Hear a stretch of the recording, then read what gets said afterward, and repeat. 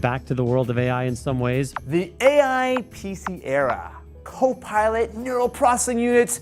While sure, some of the features in Copilot Plus PCs are kind of cool, I gotta ask, has it all been worth it? Has it justified forcing people to upgrade perfectly good hardware? And the biggest question, what if Windows is the problem? Microsoft just crossed a line that cannot be uncrossed, and the numbers coming out right now prove it. Something is happening inside Microsoft's own internal support system that the company has been very quiet about. 10 million. That's not total help desk tickets. That's not general IT questions. That is 10 million formal dissatisfaction complaints filed specifically about Windows 11. Its features, its design, its forced behavior. 10 million people angry enough to make it official. And Microsoft's response to reaching that number? Keep going, push harder, ignore the signal entirely. By the end of this video, you are going to understand why Windows as we knew it is fundamentally gone, why the company Bill Gates spent his life building is now systematically alienating the very people who made it the most dominant software platform in history, and why this moment may be the beginning of the end for Microsoft's grip on the desktop computer. Let's start with the scale of what has happened, because the numbers need to land properly. Windows 10 was not a perfect operating system. No operating system ever is. But in its entire first 4 years on the market, it accumulated just over 2 million dissatisfaction reports. 4 years, 2 million. Windows 11 has blown past 10 million in under 4 years. That is nearly 5 times more complaints generated in the same window of time. And here is the part that should stop you cold. The rate is not slowing down, it is accelerating. The most recent monthly figures show close to 350,000 new complaints added in a single month alone. That is nearly 12,000 every single day, 500 every hour. Every 2 minutes, somewhere in the world, another person cared enough about how bad their experience had become to file a formal report. This is not routine feedback. This is a documented revolt sitting inside Microsoft's own servers, and Microsoft is choosing not to act on it. But the raw numbers only tell part of the story. What people are actually complaining about reveals something far more deliberate than poor design choices. The single largest complaint category, covering nearly 3 million individual reports, is forced upgrade behavior. Microsoft engineered its Windows 10 notification prompts to be confusing by design. The upgrade button is large, prominent, and positioned exactly where users expect a simple confirmation click to land. The dismiss option is tucked into a corner, smaller and much harder to find. Notifications cannot be permanently closed. Pop-ups interrupt active work sessions multiple times throughout the day, and clicking the wrong option triggers consequences that are immediate, difficult to reverse with technical knowledge, and completely disproportionate to the mistake. This is where it stops being abstract and starts being real. Sandra Kowalski is 68 years old and lives outside of Pittsburgh. She is not a technical person, and she has never needed to be. She uses her laptop to stay in contact with family, manage her personal calendar, and coordinate volunteer schedules for her local church. Her computer ran Windows 10 without a single meaningful problem for years. She knew exactly where everything lived on her screen. She was comfortable. Then one afternoon, a notification appeared on her display. She thought she was dismissing it. She was not. She had just triggered a forced Windows 11 installation. By the time she understood what was happening, the download was already past the halfway point. Hours later, her computer looked nothing like it had that morning. Her start menu had moved. Her default browser had been switched without her permission. Applications she used every single day had either disappeared or been relocated to places she could not find. She spent an entire evening distressed and confused, trying to figure out how to send a basic email. Her daughter eventually had to drive over just to help her find her way around the new interface. And when her daughter called Microsoft support looking for help rolling the system back, she was told the window for reverting had already closed. there was no going back. That story is not an edge case. It is being repeated thousands of times every day, logged inside Microsoft's own complaint system and treated as an acceptable cost of pushing adoption numbers higher. If what you are hearing right now is already making you feel like something is seriously wrong here, hit the like button so more people actually get to see this, because Microsoft is absolutely not going to be the ones to tell this story. The forced upgrade category is only the beginning. The second largest block of complaints, approaching 2 million reports, covers the Copilot and artificial intelligence feature intrusions. Microsoft decided the deep AI integration was a strategic priority. The people actually using Windows were not part of that conversation.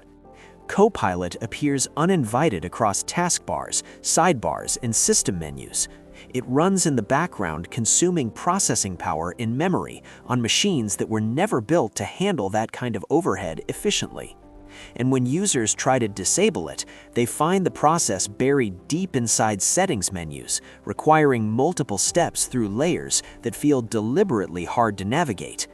One software developer described spending the better part of an hour trying to permanently switch off a feature he never asked for on a work machine with active deadlines running. Nearly an hour lost to fighting an operating system that was supposed to be working for him. And after all of that effort, the feature quietly reactivated itself after the next system update. The third complaint category is where the real intent becomes impossible to ignore. Well over 1 million reports document advertising embedded directly inside the operating system itself. Promoted applications appearing in the Start menu alongside software users actually installed. Sponsored content surfacing inside File Explorer during normal everyday tasks. Microsoft Edge being reset as the default browser with prompts reappearing every time a user tries to change it back. Storage upgrade nudges built into basic save operations, paid tier upsells appearing while users are simply trying to open an email.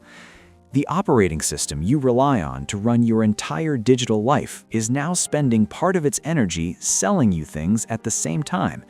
That line has been crossed, and Microsoft has shown no intention of stepping back from it. Because this was never really about improving your experience. The hardware requirements that locked hundreds of millions of perfectly functional machines out of Windows 11 served no security purpose that independent analysts could verify. What they did accomplish was force a replacement cycle that drove hardware sales and guaranteed new machines would arrive preloaded with Windows 11 and ready to monetize from day one. Once you land on that new machine, the advertising layer activates. Behavioral data starts flowing. Engagement metrics feed back into Microsoft's cloud and advertising revenue streams.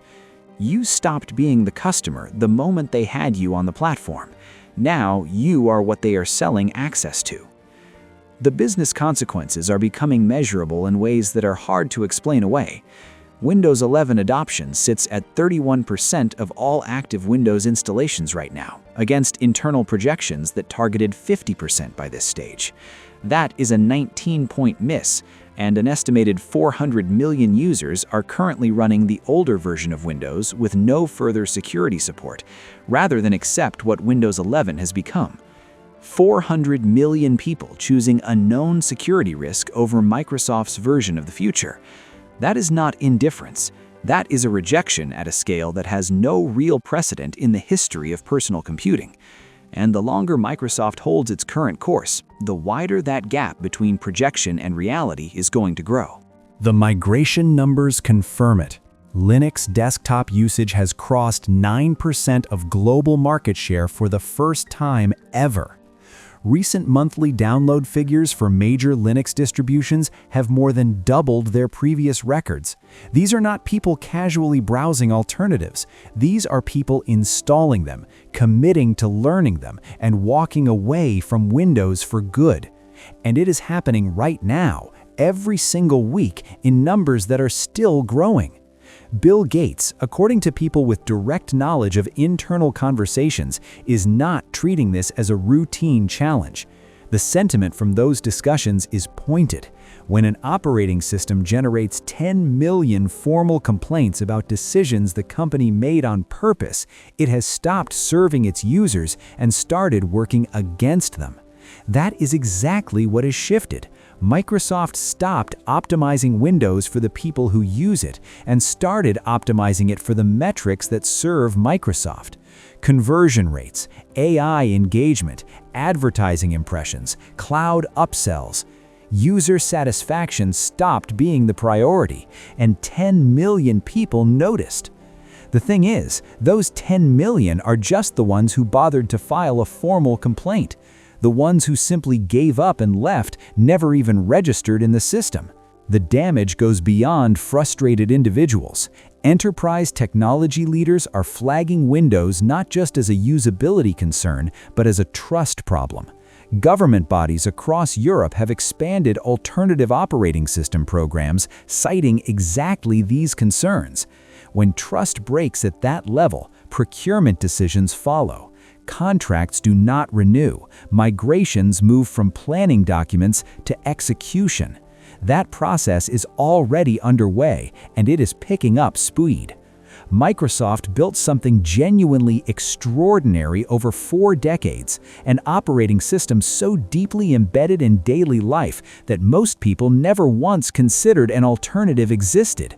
That position is now being traded away for short-term revenue. 10 million complaints, sitting in their own database, acknowledged internally, ignored publicly. That is the choice being made right now at one of the most powerful technology companies on Earth. Subscribe if you want to stay ahead of where this is actually going, because the decisions being made right now are going to reshape personal computing in ways most people will not see coming until it is already done.